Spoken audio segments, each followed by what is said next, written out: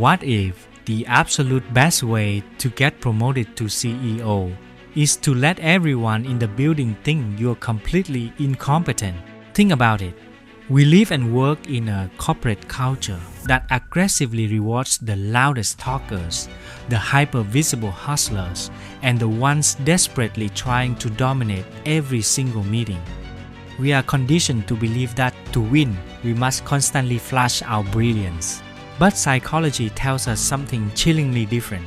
The most dangerous person in your office right now isn't the aggressive overachiever trying to outshine you. It is the quiet strategist sitting in the corner, nodding along, intentionally letting you win the petty arguments. They are letting your ego inflate while they gather your data, study your blind spots, and wait for the exact moment the chaos exhausts you. Because in the grand design of power, the one who plays dumb always holds the master key.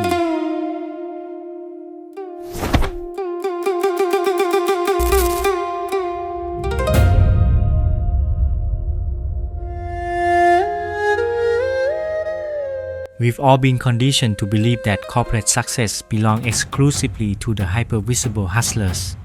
We are fed the myth that the path to the top is paved by the ones constantly broadcasting their wins on LinkedIn, aggressively commanding the narrative in Slack channels, and striking first to assert dominance in the boardroom. We look at these corporate gladiators and we think, that is what power looks like. That is what a leader looks like.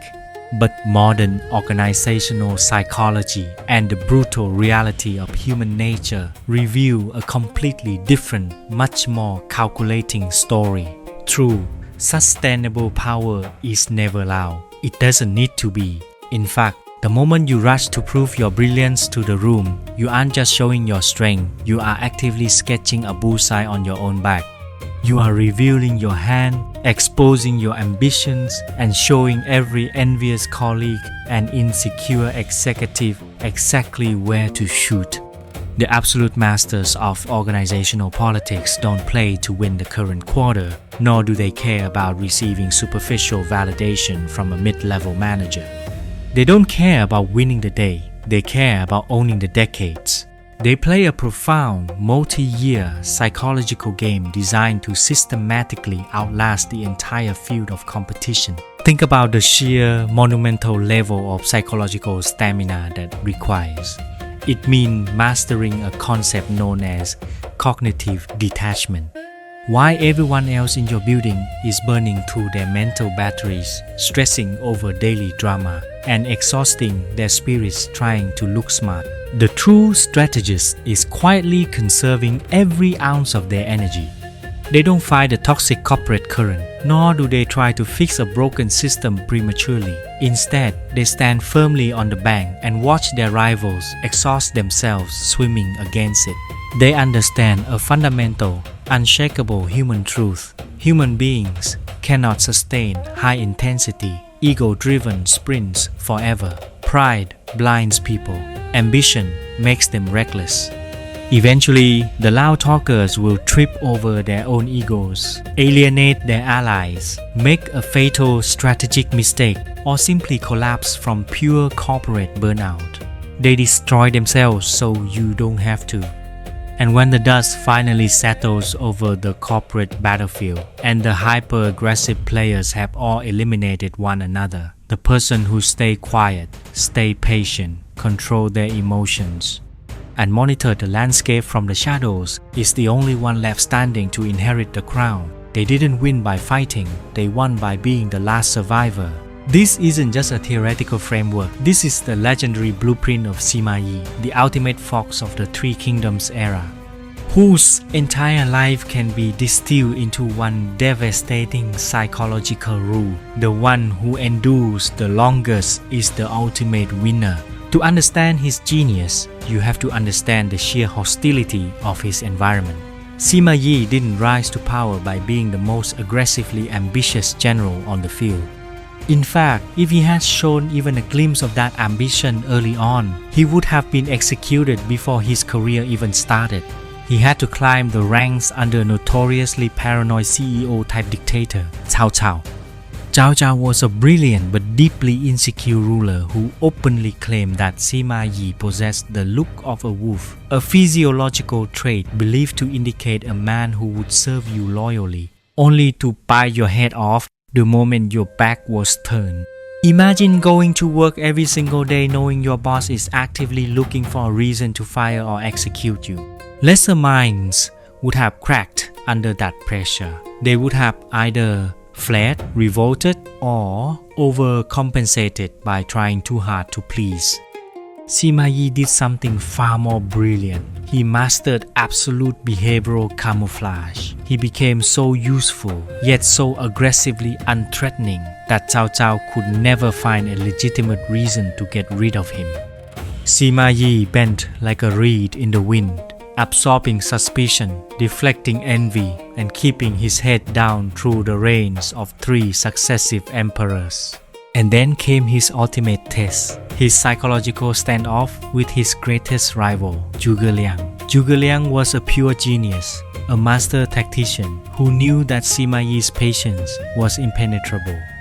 Out of sheer desperation to force Sima Yi into a mistake, Zhuge Liang sent a messenger to Sima Yi's camp, delivering a gift meant to inflict the ultimate public humiliation, a suit of women's clothing. The message was loud and clear. You are a coward. You are not a real man. Fight me. Sima Yi's generals were furious. Their egos were bruised. They demanded to march out and fight to defend their honor. They wanted to react to the bait. But Sima Yi, he looked at the clothes, smiled, and actually put them on. He then sat down with the enemy messenger and casually asked, "How is Zhuge Liang sleeping these days? How many bowls of rice is he eating?" In that single moment, Sima Yi won the war. He didn't see an insult, he saw a data point. He realized that if his brilliant rival was resorting to cheap psychological mind games, it meant Zhuge Liang was running out of time, running out of resources, and panicking. By detaching his ego from the provocation, Sima Yi let Zhuge Liang overwork himself into an early grave on the battlefield.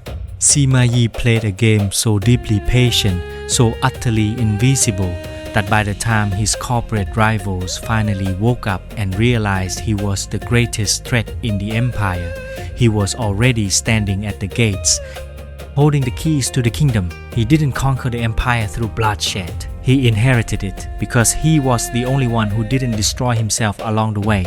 Now, strip away the ancient armor, the battlefields, and the imperial titles, and let's bring this straight into your world.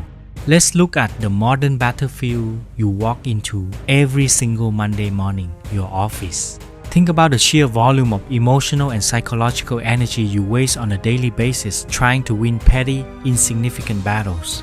Think about the passive-aggressive Slack channels, the toxic emails that make your blood boil, the competitive coworkers who interrupt you in meetings, or the insecure manager who take credit for your data-driven insights. What is your immediate primal instinct in those moments? Is to react. Is to fire back a sharp email, to argue your point until you're blue in the face, to force the room to see that you are right and they are wrong. But every single time you let someone trigger you, you are handing them the remote control to your career. Every time you react impulsively to workplace drama, you aren't asserting dominance. You are exposing your lack of emotional control. You are letting someone else dictate your energy, your focus, and your trajectory. You are biting the bait, hook, line, and sinker, just like Sima Yi's generals wanted to do. Sima Yi Fox strategy is not about being passive, weak, or cowardly. It is the ultimate form of high-stakes, aggressive patience. It is about understanding that in any organization, the person who can control their emotions the longest is the most dangerous person in the hierarchy. While your colleagues are busy playing office politics, gossiping, and exposing their egos, you should be doing what Sima Yi did, gathering data. You should be observing their blind spots, documenting their patterns, and watching them exhaust their political capital on things that won't matter in 6 months. When you consciously choose to detach your ego from the daily corporate chaos, you become completely unmanipulatable. You stop playing their game and you force them to play yours. The moment you stop chasing short-term validation from the people around you is the exact moment you start positioning yourself to outlast them all. So, what is the ultimate payoff of the Fox strategy? What actually happens to your career when you stop sprinting blindly with the crowd and consciously choose to play the long, calculated game? The payoff isn't just a promotion, a bigger paycheck, or a fancier title. The real payoff is absolute psychological sovereignty.